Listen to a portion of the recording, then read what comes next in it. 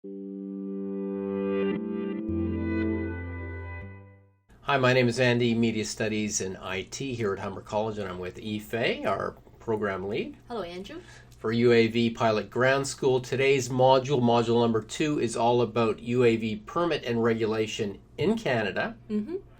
And this is important because Canada is not the same as other countries, and no countries are the same when it comes to regulation. Exactly. And to that note, I just want to add, although every country might have slight variations, the big fundamentals of safety operations do not change. Exactly. So it's sort of this culture of safety which extends from country to country. Correct. But the details, it changes. The fundamental of safety management doesn't change. Okay, good. So that's great to know. And in Canada, it's a federal jurisdiction. Correct. So we're talking about dealing with Transport Canada. Correct. Excellent.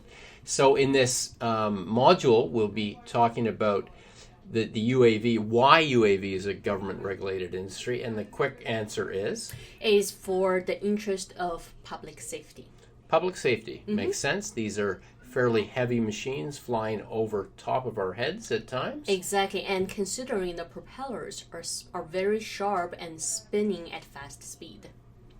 We're also going to talk about what is required legally to operate a UAV for commercial purposes in Canada. Exactly. So 2 terms there. What is required is called a Special Flight Operating Certificate, short for SFOC.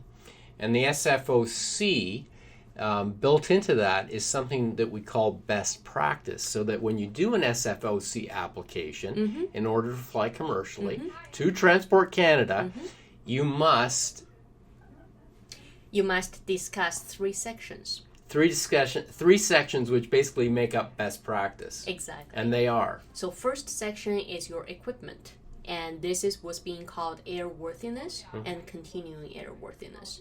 So airworthiness generally come from manufacturer side. So it's manufacturer justifying why is this piece of equipment safe for carrying out such operations. Continuing airworthiness is when the equipment reaches the hands of the operators. So the operators are saying that they're going to obey manufacturer recommendations and they're going to maintain and monitor the equipment for its continuing airworthiness. And also, I guess into that would be, if you're doing this for image processing, which we're talking about here mostly, is that you have to explain what you're carrying underneath Exactly, that thing. what we call as payload. Payload, excellent. Yes. Second part of best practice, quickly. Human resources. That's who's going to be on the ground with this flight. Exactly. So in that section, you need to justify your experience, your knowledge, and how that comes in together for you to operate the UAV for such purposes. And the third part of best practice? And the third is what's called standard operating procedures, so SOP.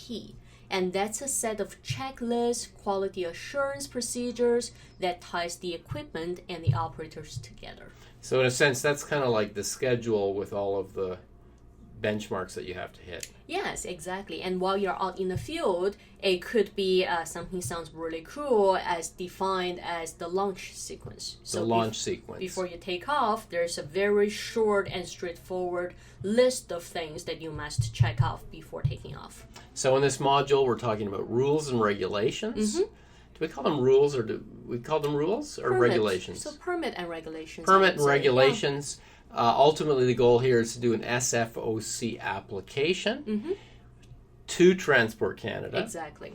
Which essentially it's going to address all the safety factors involved with your operations. So that's the number one reason for doing this, is safety Exactly. factors. And number 2, this is going to allow you to operate commercially.